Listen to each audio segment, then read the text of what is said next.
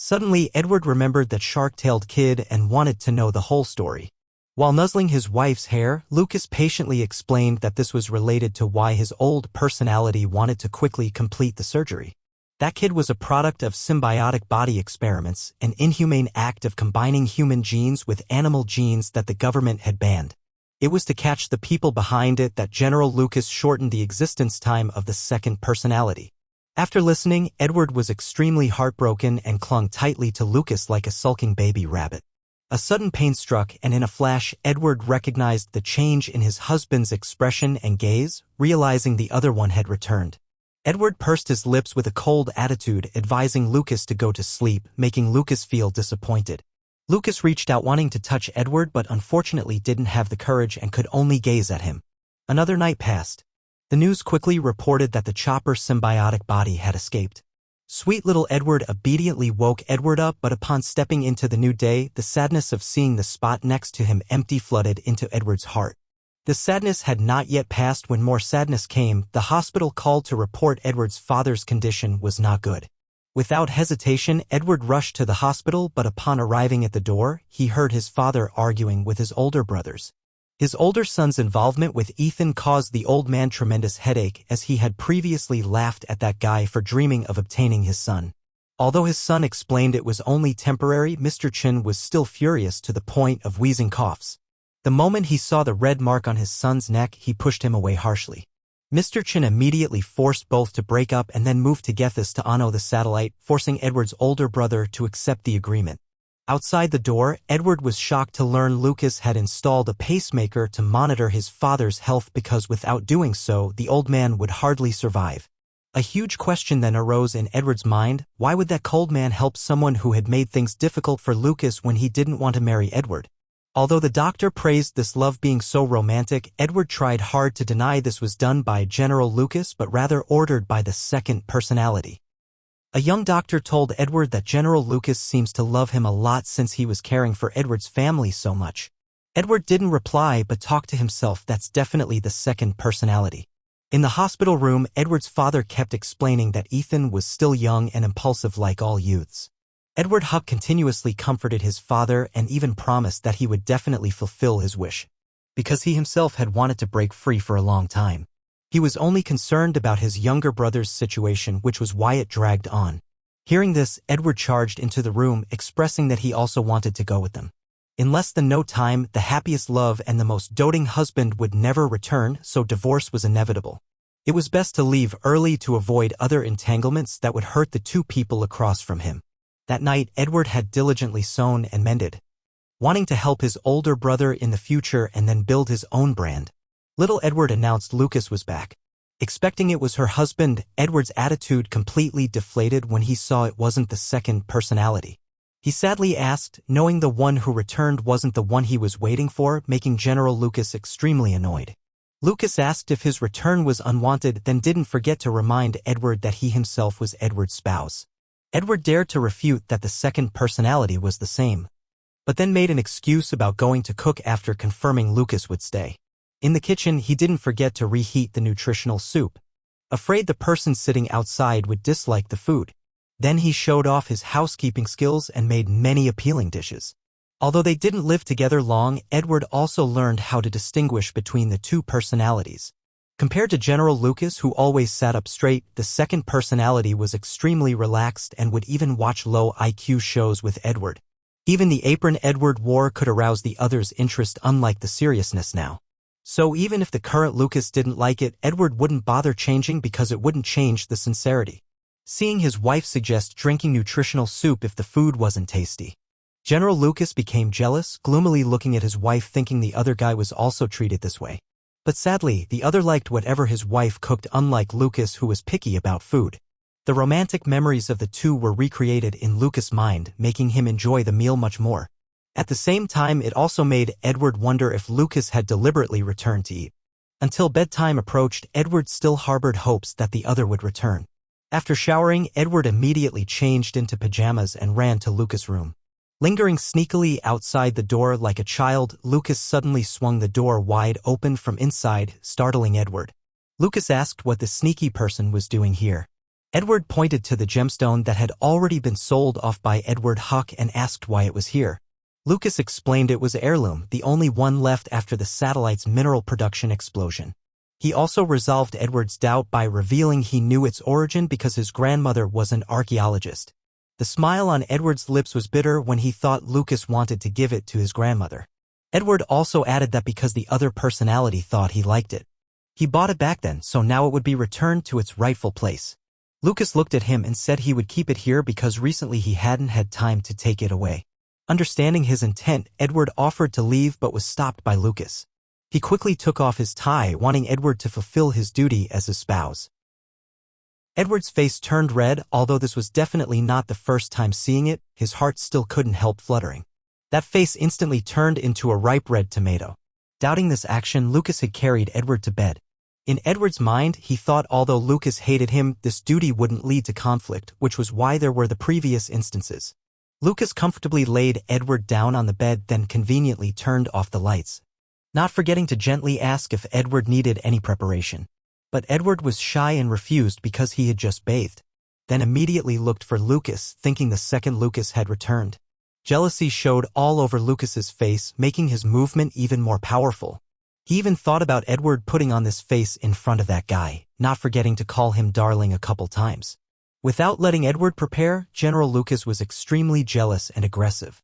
His eyes seemed to want to devour Edward alive when he knew Edward was always coquettish with the second personality. Thinking his wife let that guy do as he wished made Lucas imagine some bastard cuckolding him. Edward calling the other darling in the same way made Lucas very annoyed. But Edward saying those words to Lucas brought immense comfort. While Lucas was busy with his actions, Edward called him darling. Originally wanting to interrogate who he was calling, he realized the other had fallen asleep at some point. After living together for many days, Edward could finally distinguish the two personalities and their switching mechanism. Because the main personality has stronger mental strength, it would appear in the morning and for most of the day. Then in the evening, it would give way to the second personality. But its remain time gets shortened every day. For example, Edward would sleep in the arms of his doting husband but wake up to that cold face. This situation makes he extremely cherish these moments, especially with only 5 days left. Holding the boarding pass to another planet, they had to take a detour before going to Planet 6. This made Edward curious, but Edward Huck quickly explained the ticket prices were very high. Before the sudden departure, Edward still reluctantly wanted to bid farewell to Eureka, his close friend. And in order to get permission, he had to keep the trip a complete secret. Edward wanted to bring cake as a gift to his friend and lied that he was about to go on a vacation with his brother. But unexpectedly, while Eureka was praising the cake's delicious taste, Ethan appeared. He was Eureka's cousin and also owned this place. He offered Edward free stays at his hotel chains on every planet. Extremely wary, Edward quickly made an excuse about needing to deliver things to his grandma and rushed off, leaving behind Ethan, who was grinning suspiciously. The moment Edward left, that Ethan guy's face blackened. Perhaps he can sense that Edward Huck wanted to escape him and wanted to know which planet they were heading to. Edward brought things to Lucas's grandma's house to ask about her health, surprising Lucas's grandma. Edward brought the cakes he made along with the gemstone from before to gift on his behalf. The old lady picked up the gemstone and raised doubts. To her this thing was useless because although splendid, it was hollow. Even as an heirloom, it couldn't be a light source. With an understanding grandson, the grandma didn't believe he would gift this and suspected Edward was borrowing his name to gift it. She thought because Edward was ashamed of the past, he wanted to curry favor, but upon seeing Edward's firm refusal to accept it, the old lady then said the gemstone should rightfully belong to Edward instead. Edward could only take the box back to ask her husband again. Then looking at the box next to it, he learned it was something to restore the old lady's functions and happily told her. Although the grandma only wanted to try, Edward was very thoughtful, instructing her to preserve her health and exercise properly to recover soon. He then bid farewell, but the old lady wanted Edward to follow her to the study.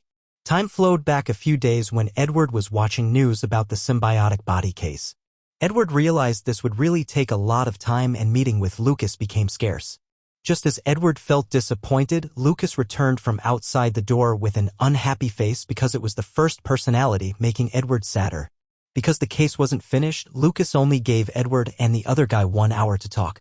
Realizing her husband could switch personalities, Edward didn't seem to hear what Lucas was saying and quickly urged him to become the other guy. Unable to speak, Lucas had no choice but to indulgently allow Edward this last time. In a flash, a gentle gaze appeared, making Edward sob loudly. The two sweetly spoke words of love, and Edward even suggested taking Lucas into his body so they could be together forever, but learned that separated from this body, Lucas also couldn't exist. Knowing the other Lucas had strict rules, the second personalities Lucas hugged in bed while telling many things, for example, why Edward liked Lucas. Edward talked about their first meeting when Lucas was a basketball player who had made Edward utterly infatuated and sought ways to be beside him. Hearing this, the second personality playfully said he should be jealous because after all the other guy was different from him, worrying that Lucas would sulk. While laying in bed together, Lucas asked Edward why he would be angry. Was he not him? Moreover, when the first started, you just liked his face. If the first person you liked was me, absolutely that you would love me more. Hearing this, Edward was shaken and could only say that he loved him so much right now. Edward didn't want them to continue this topic and wanted them to spend more time together right now. Actually, the day Edward could distinguish the between two personalities, Lucas could see the different love to them of Edward in his eyes. Edward really liked Lucas. Lucas saw him would be happy. But this love was different from Edward's infatuation. Lucas kissed Edward while he was been sleeping and thought that he could not replace the real Lucas. Seeing Edward crying, he hugged Lucas and soothed him with song, telling Lucas to be strong. Edward have not heard Lucas sing before, so he was really surprised. Then Edward fell asleep again. After that, Lucas gave him a goodbye kiss, expression full of nostalgia. He opened the chat window, left the note that let's love Edward more. Early next morning, while his husband was away, Edward Chin began packing, filled with regret. He had thought saying goodbye to his beloved husband would bring relief, but had yet to say anything to the other one. Remembering what the old lady had told him, after all he still did not understand Lucas well, so even now when leaving he could not enter his world. His memories went back to the day he learned of Lucas Peach's family circumstances. Originally not from this planet, but in order to naturalize, Lucas had taken on many dangerous missions never to return. Out of pity and wanting to repay him, Lucas Peach became a citizen here. Originally a carefree 7-year-old child, but after that tragic accident, Lucas's eyes always looked cold, painting Edward when he was more fortunate to have a doting father and elder brother despite losing his mother. This was truly difficult for a child like Lucas Peach to endure at that time. Lost in memories, little Edward Chin ran over to his feet, faithfully repeating what his owner had told him. Through it, the husband instructed him to obediently stay home because it was chaotic outside. Knowing Lucas had given instructions early that morning, Edward did not dare confirm he had slept by his side all night prior. It was like a dream that could not be real. Not wanting to prolong this, Edward Chin lied to little Edward Chin that he was just going for a walk to distract him, also instructing him to carefully watch the house, making him happily continue cleaning up. He saw little Edward Chin disappear, then with a trembling hand accepted the divorce application from the system. From that moment on, their relationship would only be valid for 24 hours. Edward Chin opened the door, looking ahead as if in the future, stepping forward without hesitation. Edward Chen's family prepared to leave the Hera planet to go settle on another, as Lucas Peach would undergo surgery to erase the personality that he called his beloved husband. They moved through the ticket gate where his father's ticket was deemed invalid by the usher. Only now did he notice it was more crowded than usual today. On the atmosphere train, it was very lively with people's chatter, some finding it odd that their route was the opposite direction.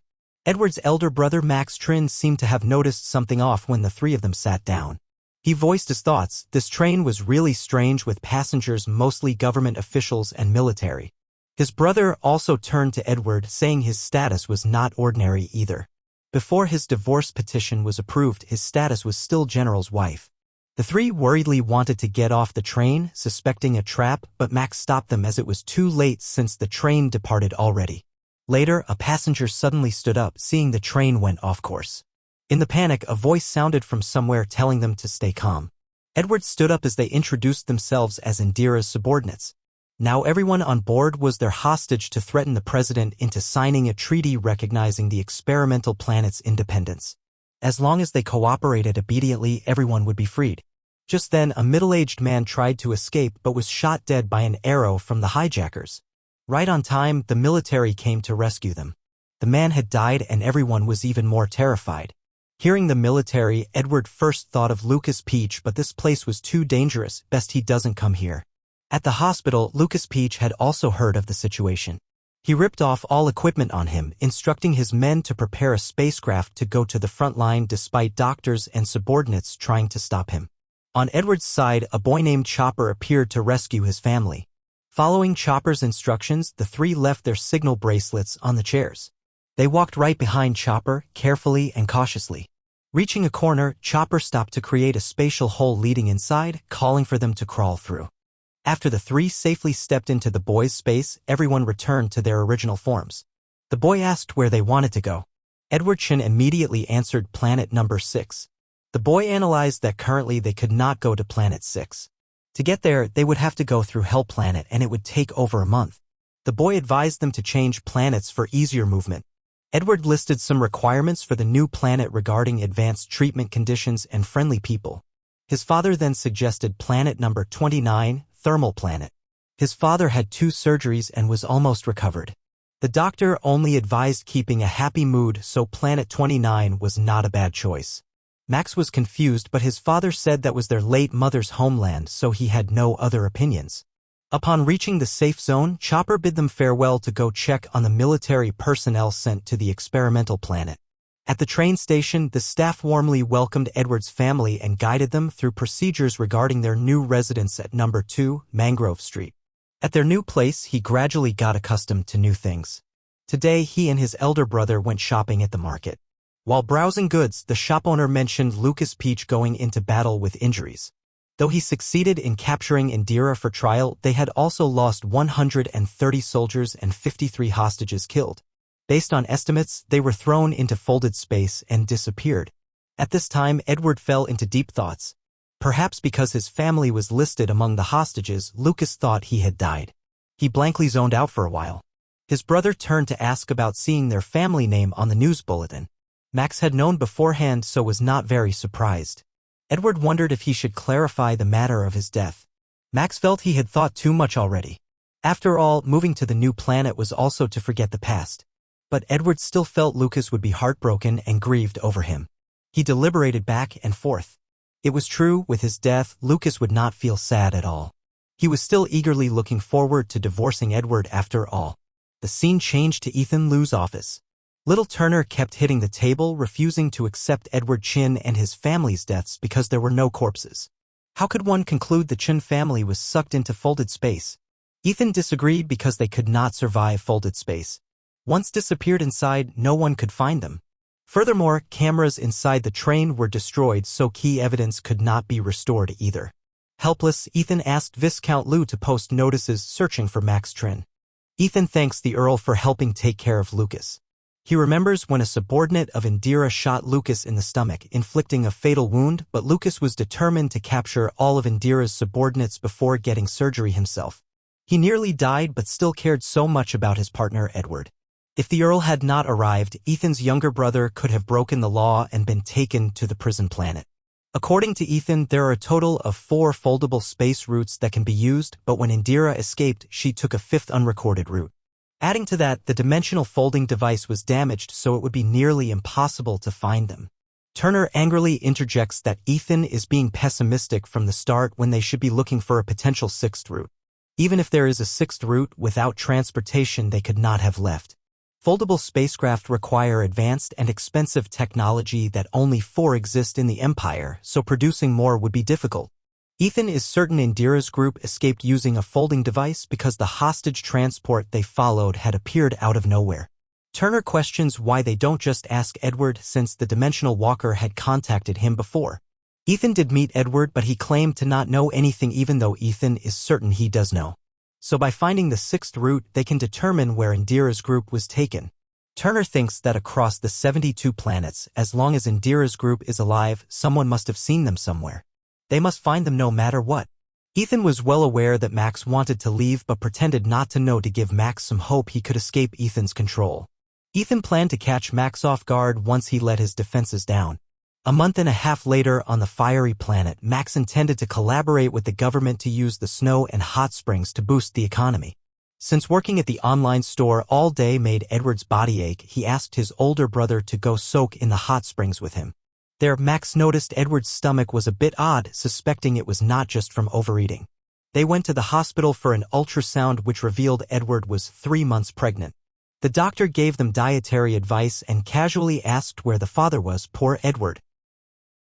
After speaking with the doctor about the baby, Edward worries because the imperial planet's marriage law enforced across the universe states that abandoning and having a child before marriage are criminal offenses.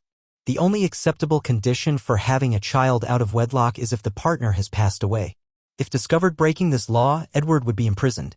Hearing Edward's distress, Max reassures him that he has 2 options: either remarry Lucas or find someone else to marry. He advises Edward to remarry Lucas since Max knows Edward still harbors feelings. Although Edward understands, remembering how the person he loved then left him to face indifference is too painful. Max tells Edward to make his own decision first before telling their father, worried their father's stance may influence Edward. Their father dislikes Lucas and wants Edward to marry another man. As the older brother aware Edward previously lacked autonomy under their father's imposition, Max doesn't want Edward to choose against his own heart again. Edward also realizes one shouldn't force what does not belong to them. He should let Lucas go after 7 years of coercion. Max suggests finding someone to enter a sham marriage with and telling their father. Their father reacted harshly to the idea of remarriage but voiced no objection to finding a pretend spouse. The next week, Max brings a man named William and introduces him as the marriage candidate. The next day, they register to marry but are told Edward still has an active marital status, so he cannot remarry as that is illegal. Outside, Edward apologizes to William when suddenly a spaceship arrives and it's Lucas stepping off the ship. William whispers admiringly to Edward that the man must be a high-ranking commander with such a strong aura, but Edward knows the truth and asks why Lucas has come. Lucas arrogantly states he has arrived to bring Edward home. He couldn't believe his ears.